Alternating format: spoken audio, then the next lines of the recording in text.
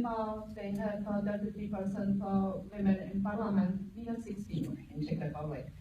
When you are talking that how many women are absolvents of universities, we have 62%, so it's compared with Iran almost the same. But then we have only 4% in top management level. So we are asking where our women are lost. You know, if you have so big a gap between two very well skilled and educated women, and in top management, in leader position, you have just only 4%. So we are thinking where they are, and our women are at maternity leave. You know, here in the US, women are waiting for 12 weeks long maternity leave. We have 3 years or 4. Imagine that you have 2 children. It's paid by government.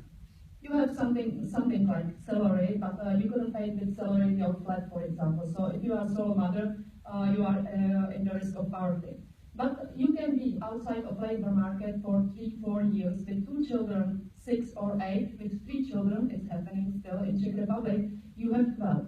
Can you imagine that somebody will hire you back to your position? Nobody.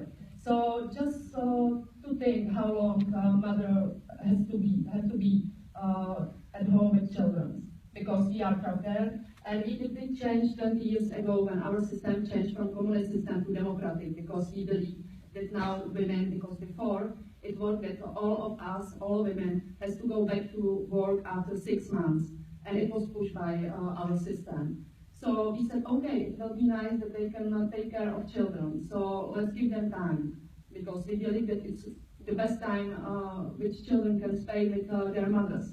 But it's something like gender re-engineering policy in Czech Republic, because now we are thinking that smart old guys decide not to be in competition with strong, very well-educated, skilled women, and they push them in the most productive age, 30 years, outside from labor market, and it's not available to take them back. And I am gender auditor. It means that big companies are hiring me to go through this policy and system and processes. And I'm looking for mistakes. At the beginning, they are invisible. At the end, they have a very strong impact how women are employed. So after maternity leave, it's very difficult to get your position according to our Czech law, and European law is saying that you have to have the same position. So if you are leader or manager, you have to go back to this position. But on this position is already working somebody else for 3-6 years. Of course they didn't give you that position. Of course that you are pushed to go to lower position, and argument usually is, you know, you have small children. So you can see that at the beginning, my society is saying that to be a mother is one of the best things you can do for the world. To birth a child is one of the important things you have to do, and now we will give you some small salary to survive. But then, if you like to go back, you don't have place there. So what my system is doing that is pushing women to be self-employed, for example, or to be entrepreneurs. But if you don't have some support from government, how you can get loan from the bank to start with your business? No way. Nobody will give you money to start. Nobody will trust you as a woman that you will be successful and you can succeed in your business. I am trying for 8 years in Czech Republic to start the microfinance system, which very nice work around the world. Czech Republic is only one country in Europe which doesn't have this system.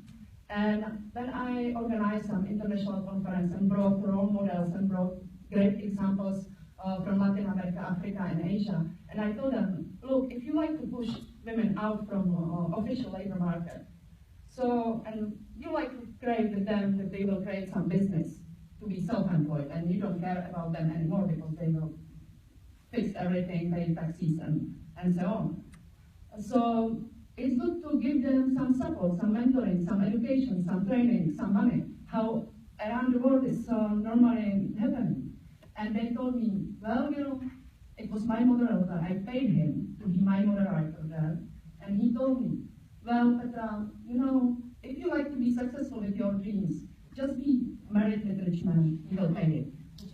So it's my situation in Czech Republic, although that we are are a democratic system. We are much more far. We have this protection about healthcare, social care, maternity leave, parental leave. Because for now we are running to start with, it will start next year, 2018, that parents, like fathers, can go to paternity leave for 1 week. Oh my gosh, it will be amazing. You know, so we have already this law. Everybody are scared, you know, 1 week. So we are trying to push them out for 6 months open, because then they don't know value of work which women are doing at home. What does it mean to take care of children? What does it mean work in unpaid job?